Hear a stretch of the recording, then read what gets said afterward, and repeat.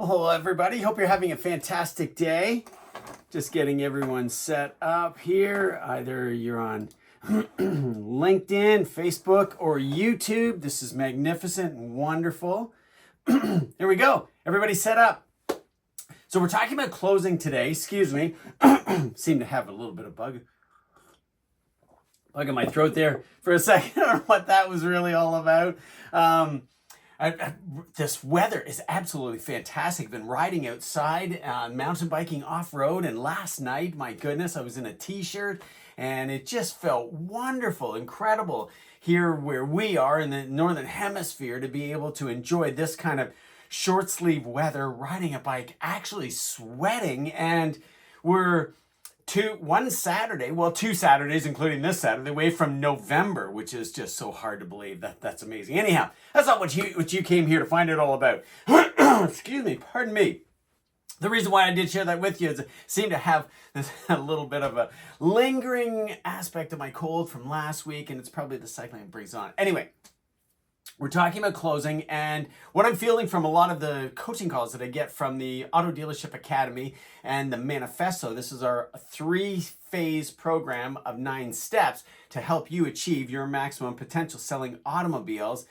What I'm hearing from the coaching, one of the deliverables, we've got 3 deliverables, the online on demand, and then of course the live classes that happen every Thursday at 10 o'clock in the morning when you're a client of that program. And I will put a link below where you can request a strategy session call, and I'll tell you all about it, and maybe you would be a good fit for it. Most importantly, it is a qualification process, and I don't want to make you feel like you wouldn't qualify at this point in time, but it would be best just for us to have a chat and just make sure that it may be something that fits into your routine and into your schedule and something that you're looking for. Regardless, from those coaching calls, what I'm hearing is that closing is the hurdle right now, that we're getting customers asking unusual questions on a regular basis, and those questions haven't really changed a whole lot. That's the fascinating part that I'm hearing from everybody.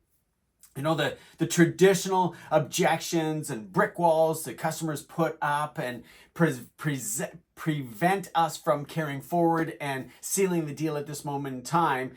You know, I want to think about it, the spouse stall, the advisor stall, not enough for my trade, all coming up in the exact same order with so many of those individuals that are currently on the manifesto achieving their maximum potential. One performer that I'm talking to this morning, he is 15 units away from breaking his record for this month, so you can just imagine what that is like. I would consider him a high performer, and I'm a little bit surprised that he isn't even closer to that right now. So we were talking about some strategy that he could leverage, and this is what stimulated the conversation, because he said, Bill, I'm going to book a call just before you go live on Wednesday, and I want to talk about closing because of all the other things that I'm doing, prospecting, product presentations, negotiating, that's all going well, and I've figured that out. But closing, you know, we're getting that traditional buyer now in, and I would say traditional from the perspective of pre-inventory shortage, going back to 2019 and earlier, we're seeing that traditional buying activity. And I don't think it's a fact that any of us have forgotten what to do. And those of you that are new and struggling along and maybe didn't get formal training, don't feel like you're getting the support that you desperately need, you can click a link below that you can connect with me, and I'll share with you what the manifesto is all about, give you some strategy and tactics right now that you can use today to close more deals first visit. So what I want to talk about is that closing is not so much, not so much a step in sales, and Ziggy Ziglar will say that, Brian Tracy will back me up on that, Jeb Blount speaks eloquently about that in all of his books. Unquestionably, closing is simply the act of finalizing. That's all it is. We're bringing, it's like a book, right? A book that looks like this, and then of course has the binding and all the pages on it, like so, that we're reading. And you know, when you read a book and finalize it and finish it and get to the very end right here, do you say, I'm closing this book out? Maybe you do. You certainly could. It wouldn't be incorrect to do so. But the act of closing probably happened at every one of the chapters whenever you had to put the book down and you had to go on with your daily routine and whatever else that you had to do. So again, closing the book, like closing the sale, is finalizing the activity in that moment. Therefore, closing is an activity that we do. And the easiest activity to verify that you're closing effectively is to ask. Now, I know I'm making this really sound simple and straightforward, and you could get a little bit frustrated with that because you're looking for the latest and greatest shiny tactic and tip and slick, smooth speaking closing line that'll sneak up onto people and put them together. And by that, I do really mean those slick, tricky talk tracks have a place in time.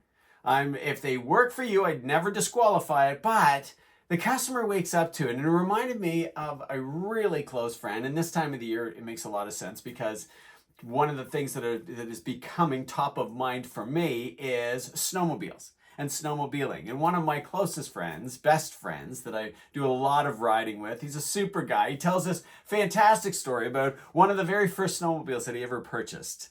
And when he was doing the deal and finalizing the deal, and he would always say to me, "Hey Bill, you can use this in your training. This is a talk track. This is a wicked closing strategy." He said to the guy, he said, "So will 9,200 cover it?" That's how much the snowmobile was, with taxes, out the door, on the road, getting ready to be towed away on a trailer or in the back of a pickup truck. Will $9,200 cover it? And he said, "This is what I did. When I went into the dealership to pick it up, I said, 'There's my snowmobile.' And the guy said, 'Yep, and here's the $9,200. And then my friend said, 'Okay, so where's the cover?' And the guy said, 'What do you mean, where's the cover?' And he said, 'Well, the deal was $9,200 covered.' Will $9,200 was his question, cover it?" The guy admitted that he didn't realize that my friend was asking for a cover to be included in the $9,200 taking out the door. And to the benefit of my friend, he was really quite fortunate, in my opinion. I don't know how many of us would do this and say, "I didn't realize that you wanted that. If you want that, you have to buy it." That was not part of the deal, and that's what the deal is. It's $9,200 out the door on the road. That covers the snowmobile purchase. But the guy was really quite kind and candid, and maybe he saw more business to be done, and for the price of a cover, he wasn't going to jeopardize the delivery of this vehicle and a positive experience, so he threw the cover in. Will $9,200 cover it? Those are the tricky talk tracks, sleazy talk tracks that piss us off the customers do to us, and that we must not follow suit doing it back to them. Now, that is a covertly hostile customer, and unquestionably when they do things like that, and technically it's a version of lying, you are empowered to do it right back to them because only two dominants in that particular case are going to respect each other. But I'm here to tell you don't need to do that, because what we really need to do is ask more questions when we're closing the sale. Now, not to say that the $9,200 deal, and I'm not using that as an example to ask more questions, but that salesperson finalizing the deal, and he was probably the owner of the dealership as well, would have been prudent to suggest that $9,200, that's it. That's just the snowmobile. There are no more surprises. When you get here, there will not be any more additional fees. That's what you're getting. You're getting that snowmobile. And then my friend would have been forced to say, if he said, "So $9,200 will cover it." If the salesperson had never experienced this tricky talk track, then they probably get sucked into the first one. But after that, we're immune to it. And this is why the tricky talk tracks, the shiny object syndrome do not work, because customers get smart to it. They only need to be tricked once, and it's, as the old adage goes, once bitten, twice shy. What I mean by ask, let's back up to the beginning. Let's forget about the snowmobile example, and let's look at how we are not asking enough questions. And what I mean by ask is we're not asking, "Do you want to buy it?" Now, by coming right out and saying, do you want to buy it, is not a good idea either, because buy has a punch to it. If I had a lapel microphone on and it was very close to my voice and I said buy, it would probably spike the sound graph. And if I had a sound table or a mixing table and somebody operating that mixing table as I would on the stage, they would know by the script that I have, pardon me, excuse me, this word, this B, is going to spike the speakers and pull the output down just for that moment while I say that particular word. You could replace that word with purchase, which P has a little bit of a punch too. And my absolute favorite is this one. Look at how soft that is. Is this a vehicle that you would like to own? I ask this question every single time. And remember, all of this is tested out on the showroom floor at my dealership right now.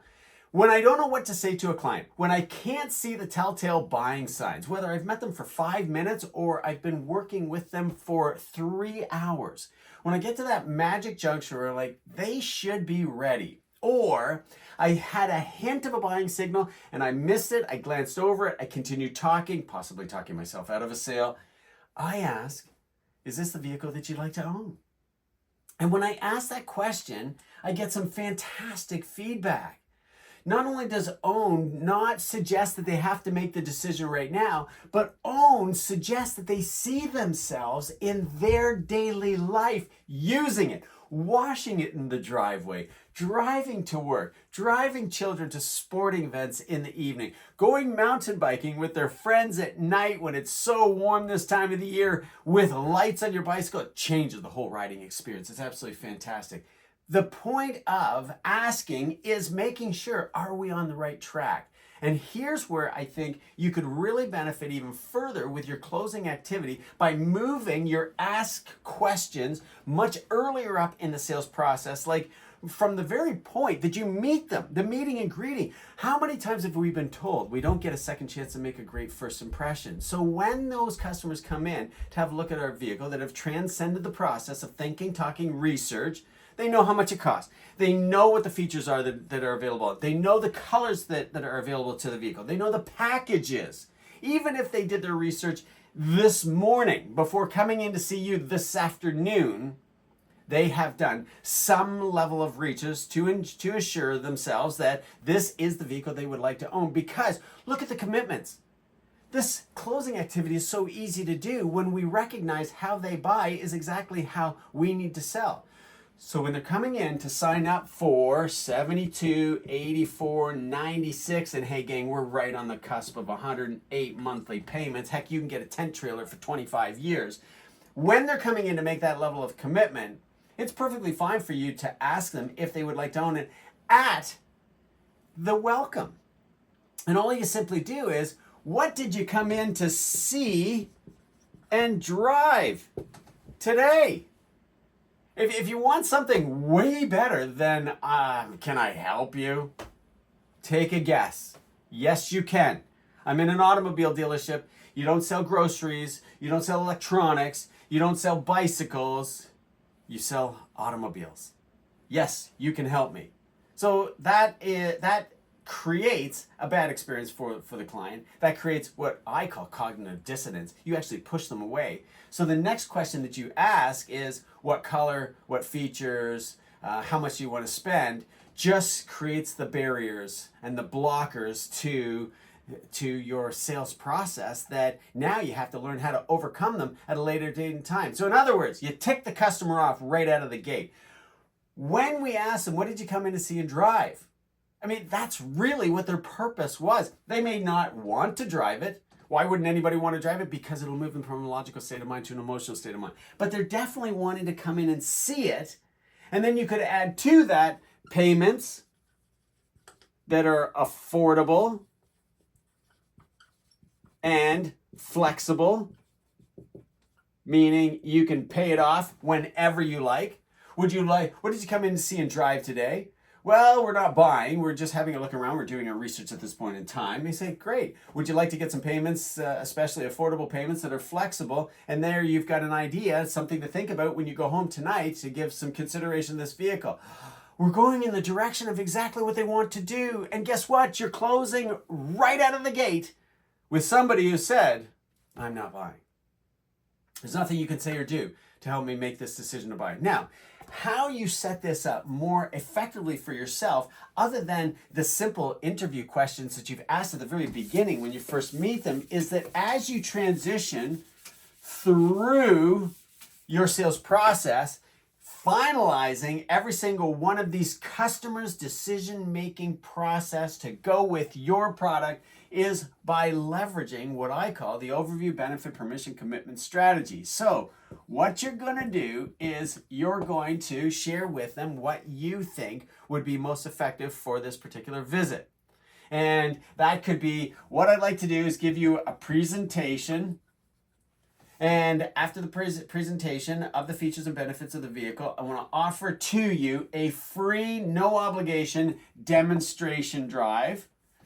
You've got to create some value in order for the client to want to capitalize and take advantage of that. Now, assertive and aggressive buyers, A-type buyers, are not going to want to take it out on the roadway. They're not going to tolerate much of a presentation. They're probably rushing around on their lunch or in the afternoon, or popping in real quickly on their way home or on to another appointment, or to pick up the kids from school, or to get home real quickly, to pick them up, to take them to basketball and soccer and football and all the rest of it.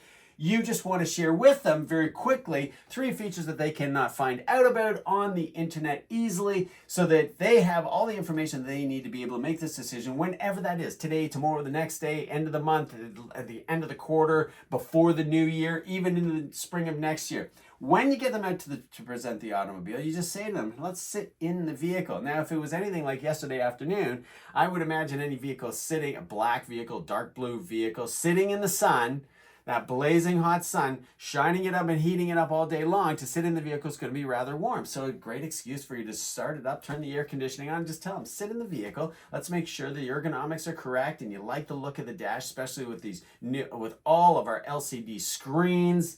That just makes the dash look so clean and different from everything else that they're driving or that they have had in the past, or even seen for that matter. While you're sitting in it, would you like to take it just around the vehicles?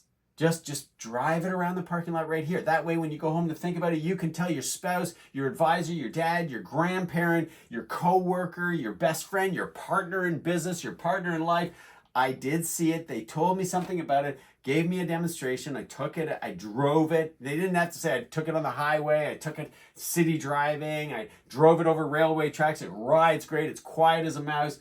You can say that you drove it.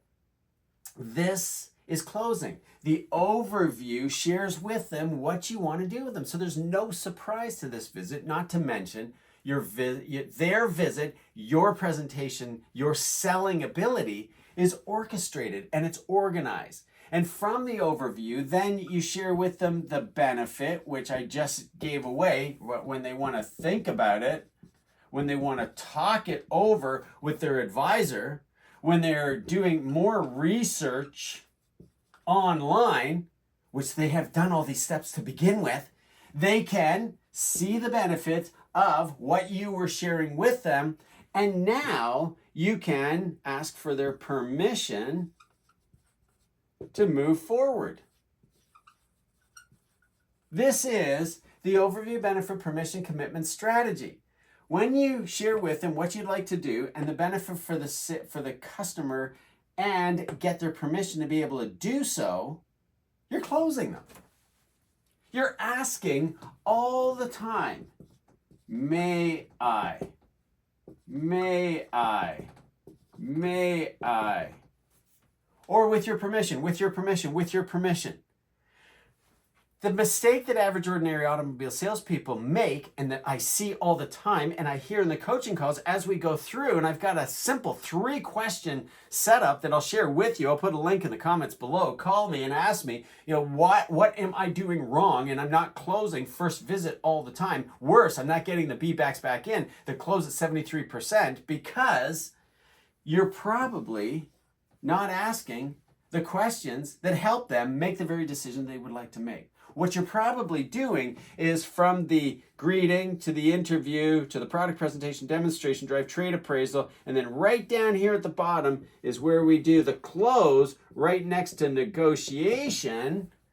You're leaving it all at the very end to ask them if they would like to go with it. Now, if you get an assertive type behavior and they're looking at their watch and they see it's taken a half an hour for us to get here, it's taken an hour for us to get to this point down here, it's taken 90 minutes for us to get to this point down here, they're going to say, no, I had no intention of buying because it didn't happen quickly and fast enough. And what happens in this particular case is you haven't built the value bridge from the old car to the new car enough in a short enough period of time that they're distracted with everything else that they're thinking about.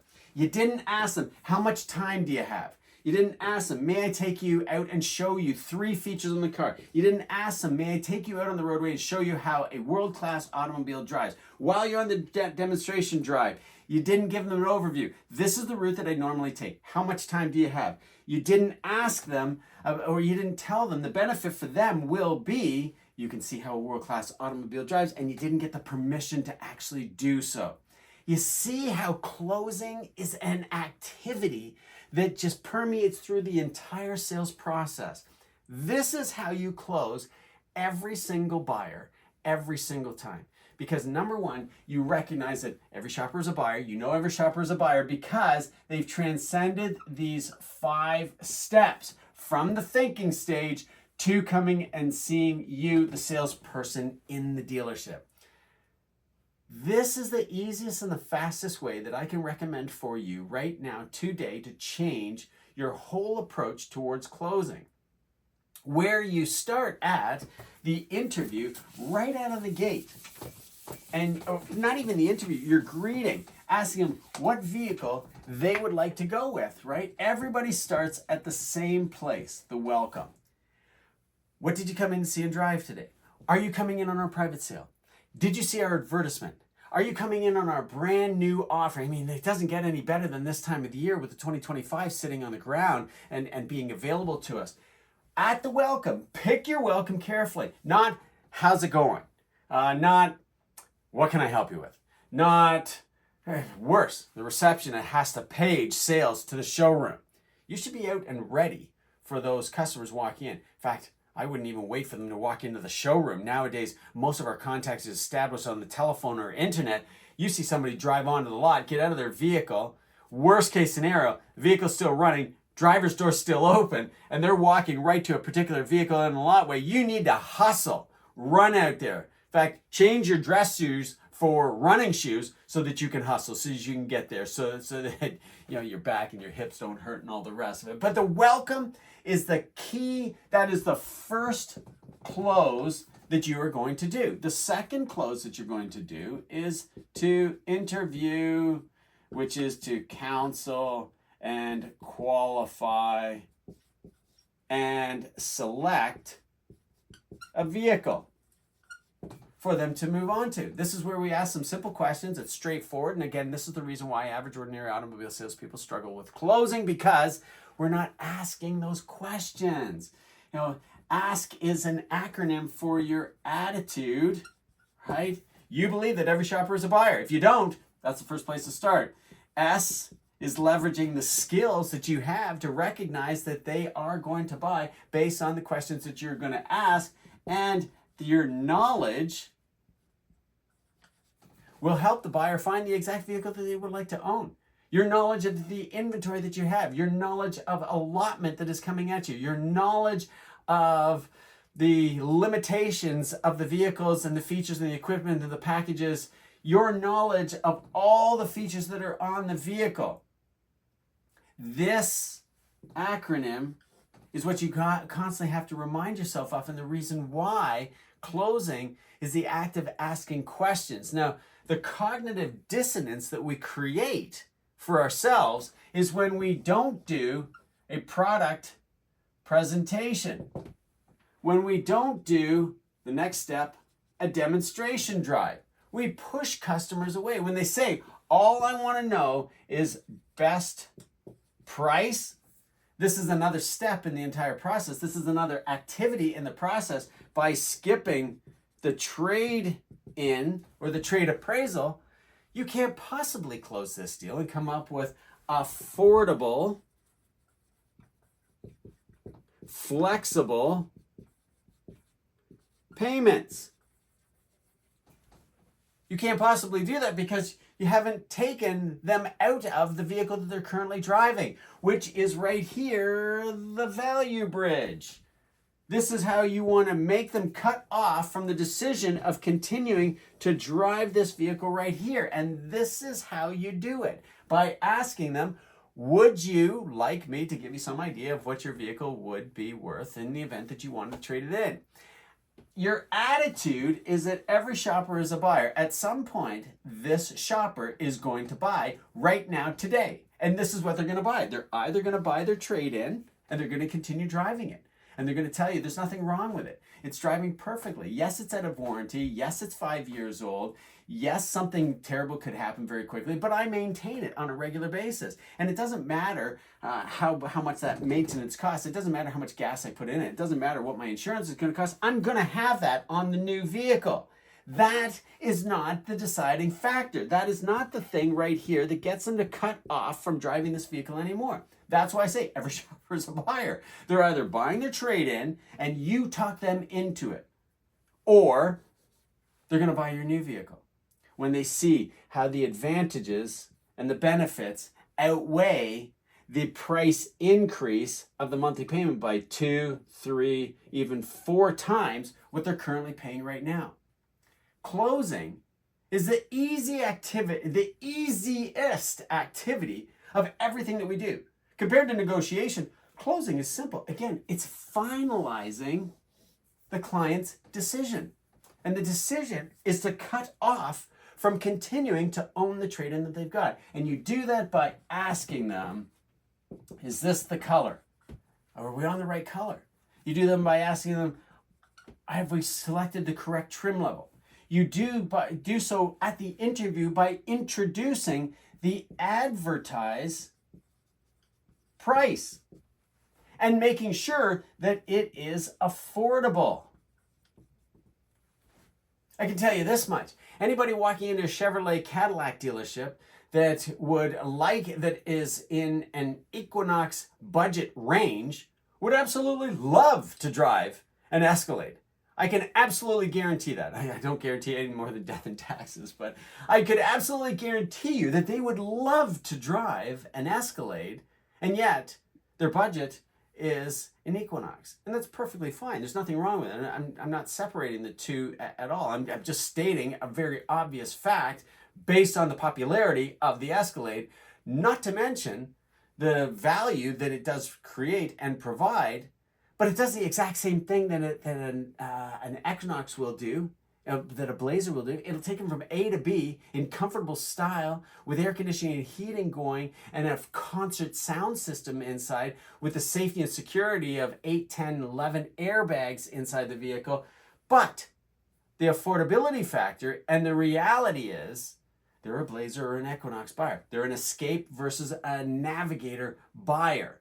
They're a Jeep Compass versus Jeep Grand Wagoneer buyer. This is how it does work. That when you ask them, what is it that you were particularly looking for, you not only help them make the decision that they want to make, cut off from their trading, which is what you want them to do. That's not necessarily what they want to do.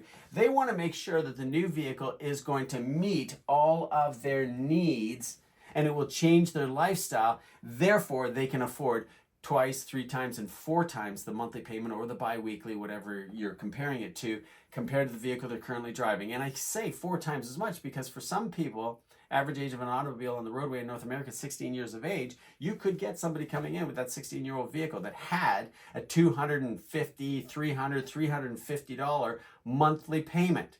Can you just imagine what that was like going back in time?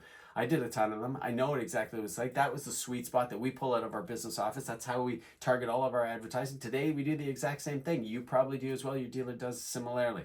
Closing is the ability for you to closing is the activity for you to recognize that if I don't ask all the questions, there is no possible way you can sell that client the way they would like to buy. And that's the secret to selling first visit every single time. When you play into their hand perfectly how they want to buy, you make it so easy for them to make the decision to cut off from owning the current one that they're driving right now. Now, other things that you can improve upon your closing.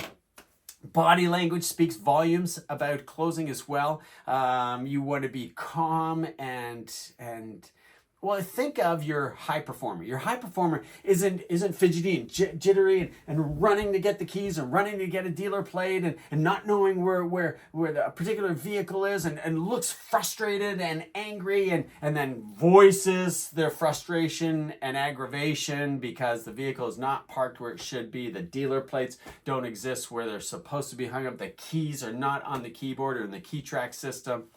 All of which creates cognitive dissonance. The customer sees your frustration, feels your anxiety, and pushes them away, to which they say, let me think about it. It happens every single time. Your dress, how you present yourself.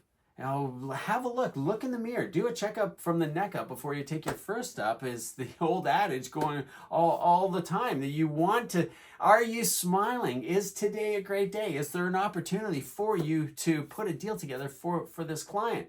Only you can tell. Everything starts with an attitude. And if your attitude is bad because you were late for work and got locked out of the sales meeting, then you're going to struggle with the activities that lead to the sale, especially with closing, because you're not going to believe that every shopper is a buyer. And therefore, your mind is going to be clouded with the fact that they're probably going to give me that lame excuse. I got to think about it. Got to talk it over with my advisor. I never buy on the first visit. Doing my research right now.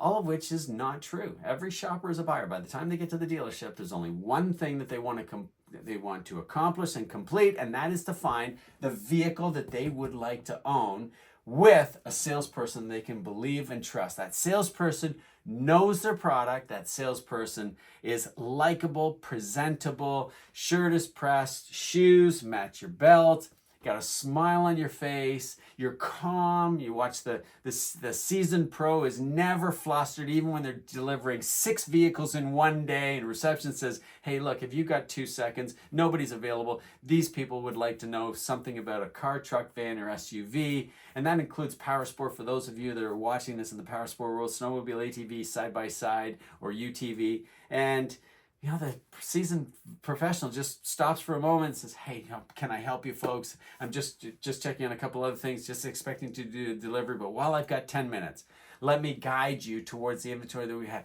They're calm, they're cool, they're working like the old adage, they don't need the money. And that is when customers know those individuals really know what they're talking about. When they ask them, if the vehicle was right and we could get you a number on your vehicle that was agreeable into affordable payments, would you like to go ahead with it and take delivery before the weekend? It's so easy for them to sell like that because they've got 6 other deliveries that they have to do. And this person says no, it doesn't really affect their income, but these individuals buy from them because it's calm, it's cool, it's collected, it looks right, they look professional, they carry themselves well. And of course, we're not fixated, those seasoned professionals aren't fixated on the results that they're going to get by putting this deal together. Another sticker on the board and a little bit more commission in their pocket.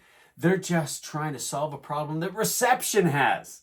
Isn't that fascinating? They're solving the problem that reception can't find anyone else to look after these people.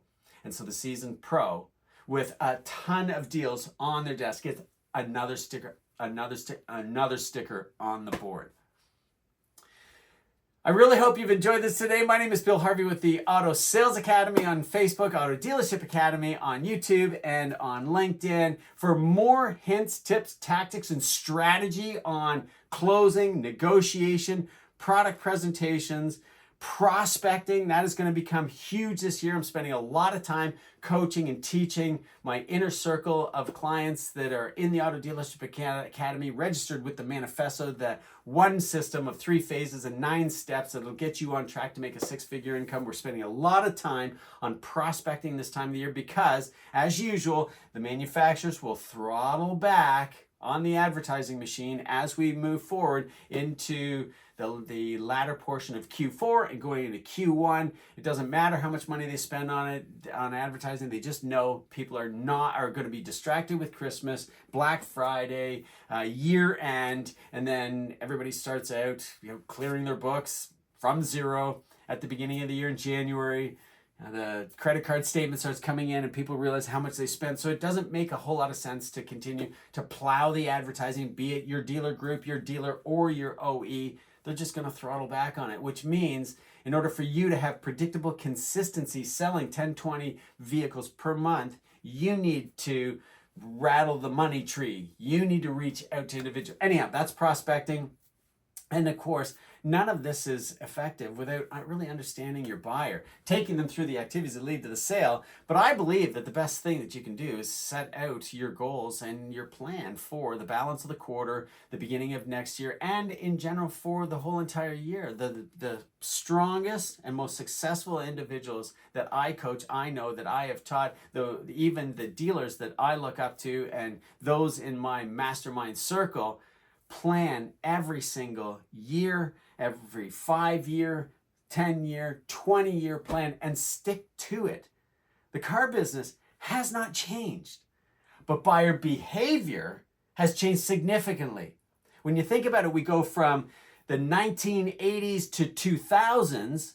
This is when people would be driving along in the car saying, oh my gosh, I'm out of warranty. Oh my gosh, something serious could happen. We need a new car. Where do we go to get that? And they drive by their local dealership or mall and they go in and tour through and have a look at them and purchase that way.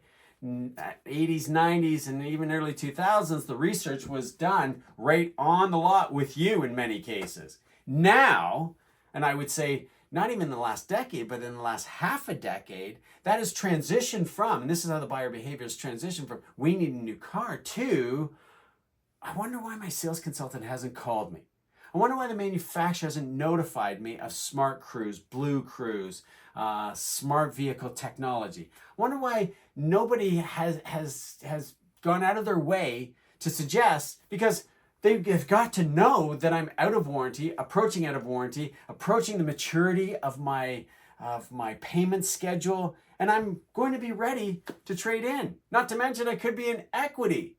We've taken the vehicle over a 72-month loan and we're 66 months in. I can't believe the manufacturer, the dealer group, the dealership, the salesperson isn't reaching out to me. That's how the buyer behavior has changed. Not to mention the buyer behaviors. Why wouldn't they reach out to me, tell me all about it, show me a virtual presentation, and then tell me, I can have it in your driveway and we'll bring it right to you. You don't even have to come into the dealership. This is where buyer behavior has changed. Not to mention advertising. Advertising has changed how the buyer sees those advertisements. And I see a lot of you trying to close customers on Marketplace by presenting what a wonderful vehicle and a gross price. Get away from gross price and go to monthly payments. Go to bi-weekly payments. Reduce that, as Zig Ziglar would say, reduce that to the ridiculous so that it just makes sense and they'll want to come in and buy anyway. But by going to price, albeit they need to know how much it costs, a little bit of a commission breath coming out. Why don't we just talk about how this vehicle could fit and complete their lifestyle so that they'll want to call us? That's really your call to action, is get them to come in, get them to call you, get them to email. And serving up a really low price, is that going to be enough? I think what it does is people just take that information and they keep shopping till they see how low they can possibly get it. And then they pounce on one that goes to the bottom, comes back up again. It's almost like a stock ticker and a stock graph, in my opinion. Anyhow, my name is Bill Harvey with the Auto Sales Academy on Facebook, the Auto Dealership Academy here on LinkedIn and on YouTube. I hope you thoroughly enjoyed this. And again, I will put a link to book a call with me, and I share with you all of this strategy and a whole lot more. And more importantly, we can talk about your particular situation and if you would be a good fit for our system. Have a great day, fantastic week, and a wonderful weekend. And I really hope at this point you are way past half of the vehicles that you need to sell, because we're in the shadow portion of the month now. The 15th is way back last week, It is your time to make hay while the sun is shining, and make this month as great as it possibly can, because every month from this is going to be a little bit more challenging. Not to say that you can't break records like I have so many, and I'd love to share those with you. Watch for the testimonials on Friday. Folks just like yourself, breaking records when everybody else seems to be struggling and not sure what's going on. I'll talk to you real soon. Bye-bye for now.